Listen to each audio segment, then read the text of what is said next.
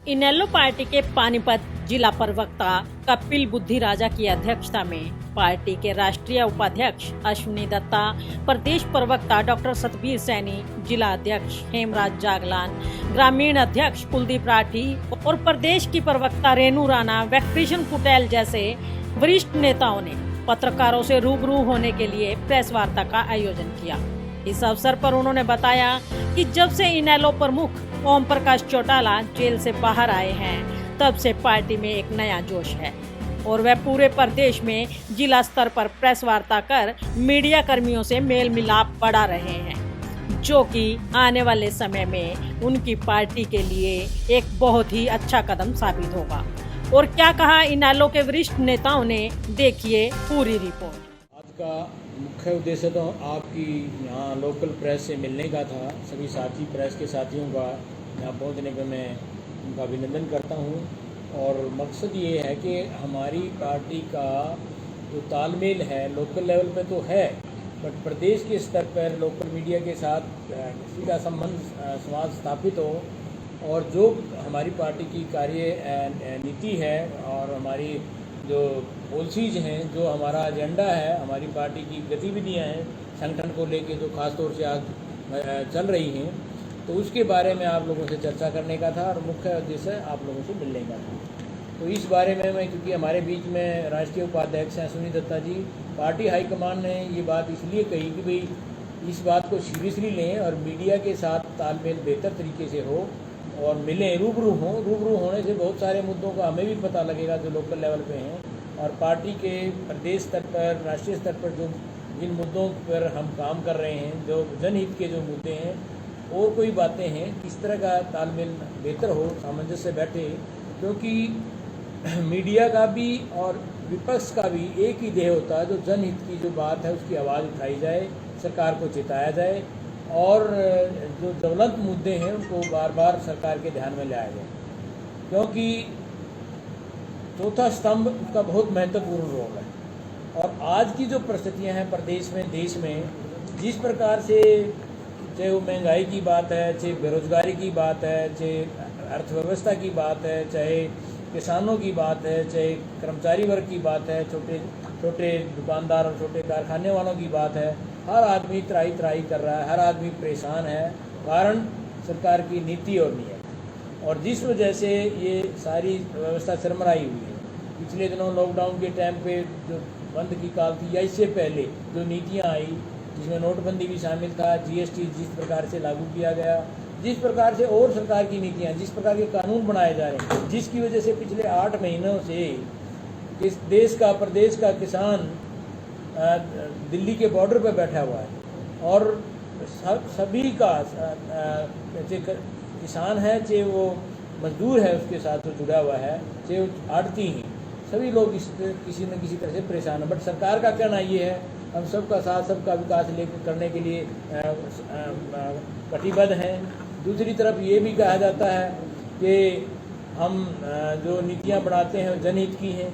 अगर जनहित की नीति हो तो इतना जो संतोष है पूरे देश में किसानों के मुद्दों को लेके, तो इतना ना होता। दूसरी बात ये है कि ये भी बयान दिए जाते हैं तो मुट्ठी भर लोग हैं जो किसान बैठे हुए हैं, अगर मुट्ठी भर हैं तो उनको आसानी से वैसे उठाया जा सकता है, लेकिन हकीकत क्या है ग्राउंड की आप सभी लोग समझते हैं, सारा मीडिया समझता है। कई बार मीडिया के ऊपर भी कई तरह के दबाव आते हैं, नहीं उस तरह के उस लाइन पर सारी बातें लिखी जा सकती कि मैनेजमेंट के हाथ में बहुत सारी बातें हैं, बट दिल से, हृदय की गहराइयों से, उस पॉइंट से जो एक पत्रकार के जीवन में एक निष्पक्ष और ईमानदारी के साथ चलने का जो जज्बा होता है, वो कई बार मारना पड़ता है।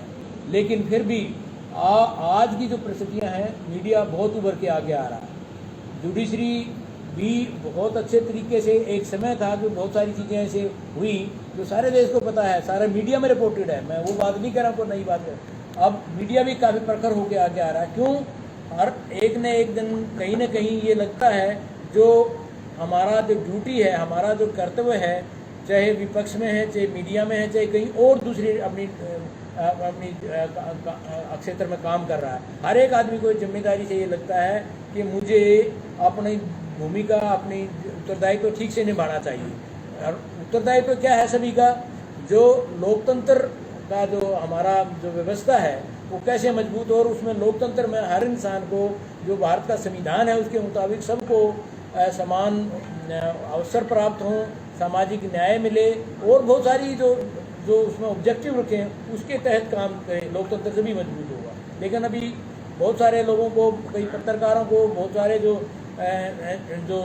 सोशल एक्टिविस्ट थे, बहुत सारे लोगों को अंदर जेलों में ठूंसा गया। बाद में सुप्रीम कोर्ट और हाई कोर्ट उनके रेस्क्यू पे आए और सब कुछ इन दिनों में आप देखते रहे हैं। और किस प्रकार से ये कानून जब बनाए गए उन दिनों में हालात क्या थे, जो ये लेके आते हैं, जो इस प्रकार जो ये कानून जो बनाए जाते हैं पार्लियामेंट में बनते हैं, लेकिन जिनको जो ये बनाया गया अधिनियम बना के जब लेके आए, जिनको जो ऑर्डिनेंस जो आए वो तो इमरजेंसी में लाया जाता है। और 5 जून को ले गए जब सारा देश बंद की कॉल पे था, लोग पूरी तरह से, सारी दुनिया इस तरह से परेशान थी, लेकिन उन दिनों में ले आकर ये कानून थोप दिए गए और उसके बाद में ये कोशिश की गई ये किसानों के हित में। अगर हित में होते तो इतनी क्या बात थी, उनको आराम से किया जा सकता था, उनसे कंसल्टेशन के बाद किया जा सकता था और कोई उनका सुझाव भी बीच में इनकॉर्पोरेट किया जा सकता था, बट नहीं, कहीं पर भी नहीं। उसके बाद जिस प्रकार से पार्लियामेंट में पास हुआ, खासतौर से राज्यसभा में अगर मांग आ जाए, उसमें वो कॉल आ गई थी कि इसका वो डिवीज़न हो, लेकिन नहीं होने दिया डिवीज़न, हाथ उठा के बात करी गई। जबकि राज्यसभा का इतिहास है, जब भी कोई इस तरह की डिमांड आती है तो डिवीज़न होता है वोट का और उसमें प्रॉपर काउंटिंग होती है, प्रॉपर सिस्टम होता है, नहीं अडॉप्ट किया। कुछ भी रहा है कि सारी इस बात की ओर संकेत करती हैं कि लोकतंत्र को कहीं ना कहीं कमज़ोर किया जा रहा है और आम आदमी की जो आवाज़ है और आम आदमी की जो परिस्थितियाँ आज जिस तरह से संकट में जूझ रहा है, चाहे वो किसान है, चाहे मजदूर है, चाहे आम नागरिक है, हर तरह से किसी न किसी तरह से वो परेशान है। उन सारे मुद्दों को उठाने की बातचीत को लेके आप लोगों के बीच में आए हैं और आपकी भी मैं समझता हूँ जिस प्रकार से आज आप मीडिया प्रखर होकर आगे आ रहे हैं, तो आप लोग भी इस बात को बुलंद करेंगे और इस आवाज़ को आगे ले जाएंगे ताकि आने वाले दिनों में जो सही तरीके से जो इन मुद्दों को ले रहा है, जनहित के मुद्दों की बात करता है, तो हमारी ड्यूटी है, चाहे हम विपक्ष में हैं चाहे आप वहाँ पे हैं। तो आज हरियाणा की पोजीशन बहुत ख़राब है, मैं सीधा खड़ी लैंग्वेज में बात करूँगा, बहुत ख़राब है। क्योंकि मैं भी हरियाणा के काफ़ी दौरे करता रहता हूँ चौटाला जी के साथ, बहुत ख़राब है। आज इसका जीडीपी हिंदुस्तान का देख रहे हैं। आज हरियाणा में आप तो एक इंडस्ट्रियल टाउन में रह रहे हो, 2 ही तो शहर है इम्पोर्टेंट, 3, यमुनानगर, पानीपत और गुड़गांव, 2-3 तो शहर है। माफ़ करना, किस ढंग से आपने पिछले 25 मार्च 2020 से लेके, जब से थाली बजाओ सिस्टम से लेके आज तक क्या सिस्टम है मुझे बताने की कोई ज़रूरत नहीं, क्योंकि आप सब भुगतभोगी हो, सब, any class and every class, सब भुगतभोगी हैं बेसिकली जो है। लेकिन वो प्रभु की कृपा थी, तो इसलिए आज व्यवस्था को चेंज करने की ज़रूरत है। व्यवस्था चेंज मांग रही है। अगर आप सब बुद्धिजीवी हो, इंटेलेक्चुअल क्लास हो, जिस एजिटेशन में ऑनरेबल सर ने कहा 600 आदमी की डेथ हो जाए, जो 25 नवंबर को लगा था, जिनमें से 60 आदमी हरियाणा के हों, 60 है कितने से 60 आदमी हरियाणा के, हमारे प्रदेश के हैं। क्या बात है सर, आदमी तो एक मर जाए उसकी कीमत होती है, जो देशवासी होते हैं उसकी कीमत दी जाती है, एक आदमी की बात करना। उसके प्रति हमें एक इकट्ठे होके, और इंडियन नेशनल लोकदल के बारे में मैं ज़रूर आपसे कहूँगा, मेरे से जो मेरी उम्र के लोग हैं वो भी जानते होंगे, ये कैडर बेस्ड पार्टी है, ये कमज़ोर मजदूर कमेरा वर्ग की पार्टी है, जिन्होंने 12-14 साल राज किया है, जो चौधरी देवीलाल जी का लगाया है वो पौधा है, जिसको सिंचा ओम प्रकाश चौटाला ने है।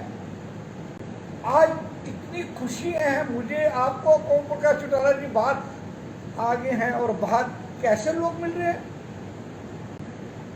आप हैरान हो जाओगे। अभी हम दोनों भाई लाडवा में अभय सिंह जी के साथ रैली अटेंड करके आए हैं, सवेरे रैली थी। आज वहाँ पर कम से कम 7 से 8 हज़ार आदमी थे, जो एक हैरानगी की बात है। और इतने लोग ज्वाइन कर रहे हैं पार्टी को, आप वेरीफाई कर सकते हो। आप एक अखबार नवीस हो, अखबार पढ़ते हो, जानते हो, सिस्टम जानते हो, यमुनानगर हो या कुरुक्षेत्र हो या करनाल हो या अम्बाला हो, लोग ज्वाइन कर रहे हैं, टकाटक ज्वाइन कर रहे हैं, लोग आ रहे हैं। तो मेरा कहने का मतलब यह है कि आज हम आपसे सिर्फ इसलिए आए हैं कि रूबरू होने आए हैं कि लेट्स बिकम मोर फ्रेंडली है सच, और दोस्ताना हो बेसिकली, और दोस्ताना हो। तो मैं क्या कहूँ, ज़्यादा कहने का तो मतलब नहीं है, लेकिन कैडर बेस्ड पार्टी और कैडर जीतता है। ममता बनर्जी ने 293 में से धज्जियाँ उड़ा के रख दी सिस्टम की, जहाँ पर 14 एरोप्लेन हेलीकॉप्टर्स बड़े बड़े लोगों के खड़े रहे जिताने के लिए, लेकिन उस कैडर ने जहाँ एक टांग के साथ बेसिकली वो तो हर जगह पहुँच नहीं सकी, उस कैडर ने उड़ा के रख दिया।